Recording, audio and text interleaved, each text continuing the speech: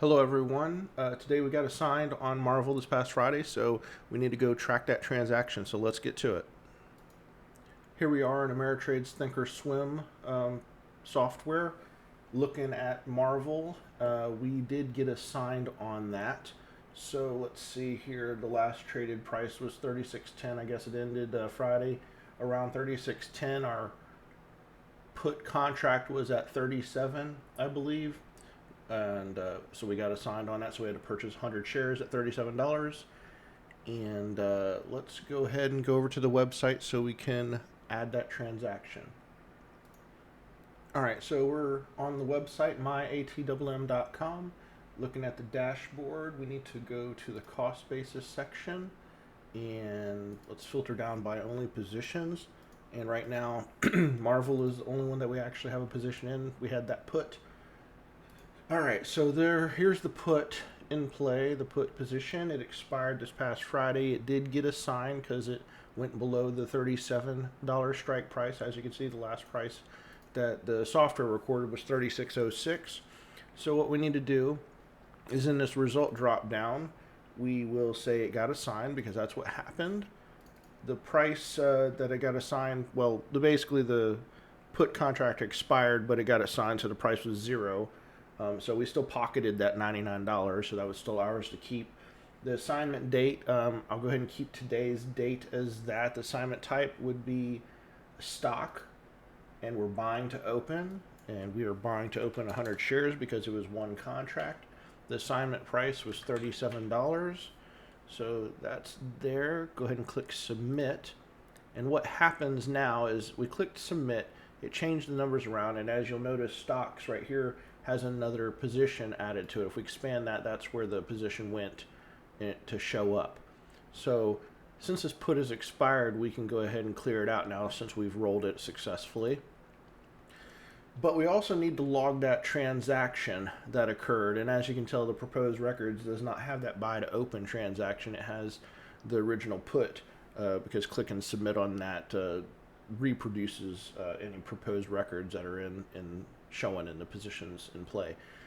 All right, so to get that transaction, we could just manually type it in here, or I like to use the helper. So if I click save again on this, it will produce that row, that record for me, and I can use this helper icon to move it down. And it was $3,700. I believe we're just not going to worry about fees in this demo account. Yeah, we're not worried about fees, so we're just going to track that. If there were any fees, we'd adjust this number to reflect that. And this toggle shows that it's a stock purchase or basically a stock transaction. That's probably the better way to say it. All right, so click save.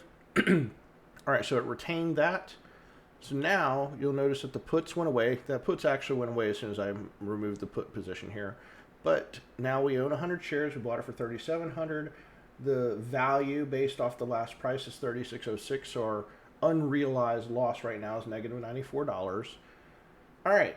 So what we want to do now that we have that entered is we want to go back to Ameritrade. And also before doing that, I just want to point out that our cost basis is $37 because that's what we purchased it at. So what we're going to be looking to do is sell a call, and we also want to sell a put to keep the wheel going.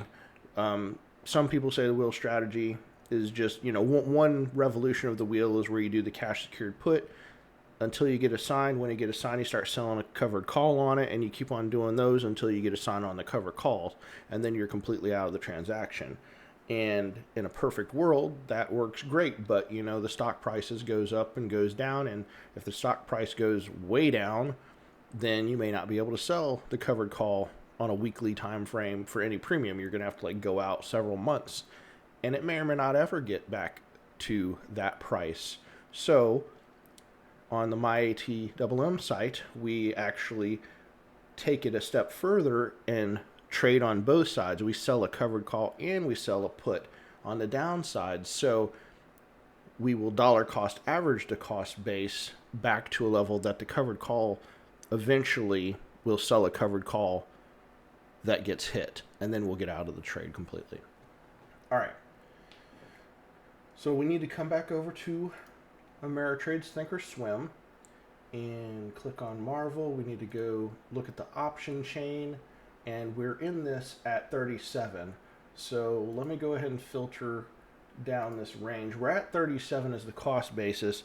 It's trading at 36 though, so I do want to go ahead and see the range that we have here. I'll go ahead and put 37.50. Actually, we'll go 38 because I want to see the puts and the calls. All right. So this coming Friday is January 13th, so it's 5 trading days away. All right. So the put, and this is only showing 36. Let me go down a little bit more. Let me go down 35. All right. So now we can see a lot more options for the strikes. Okay, so let's just give this a quick study. And as the name of the website insinuates, my at the money machine, we like to stick with at the money options if we can.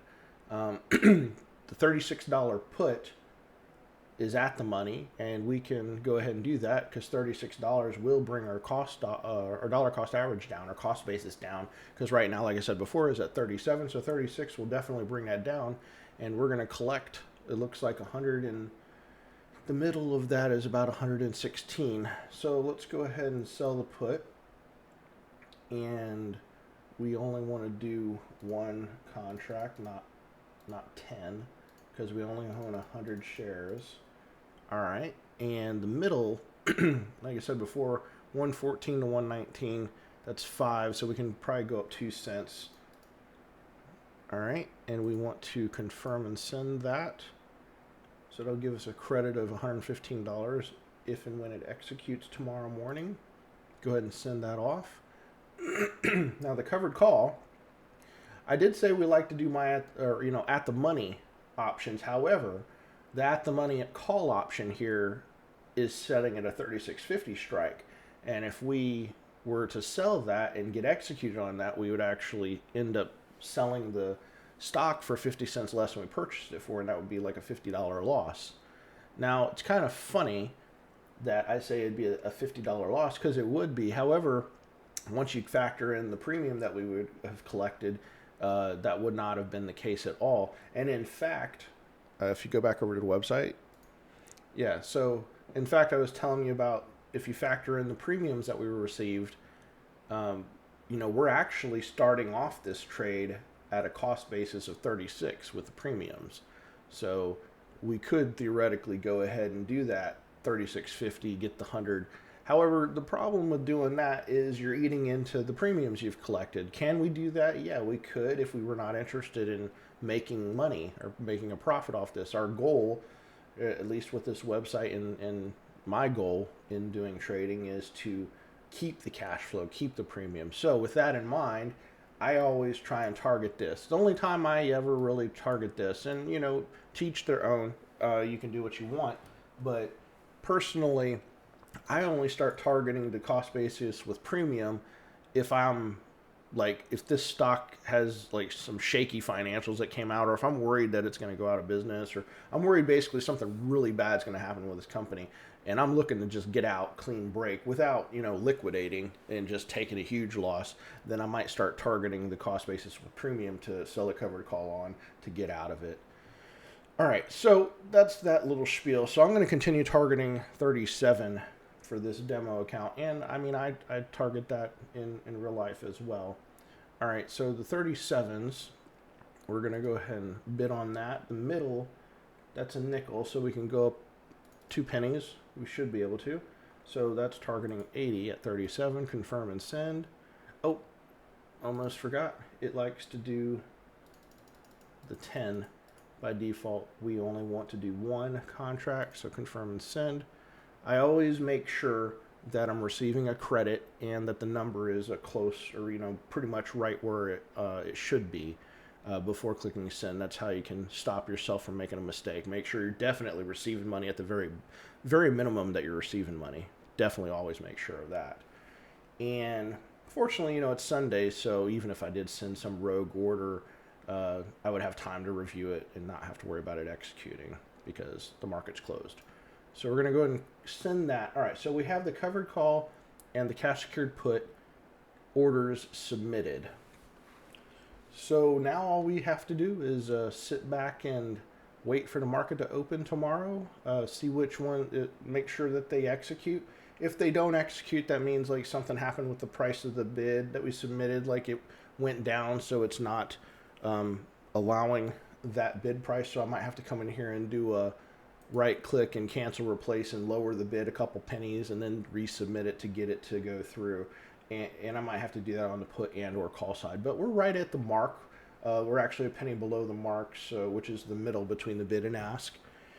So I feel pretty good that we're probably going to get these filled. Not to mention, hold on a second. Need to get this thing. Okay, there we go. Not to mention that the open interest on the ones that we're dealing with is pretty good. Yeah, see, they're all in the hundreds and the volume is pretty high. So this is very liquid. So the chances of these filling pretty quickly, I imagine, will be pretty good at 8:30 Central Time. Or sorry, yeah, 8:30 Central Time tomorrow morning.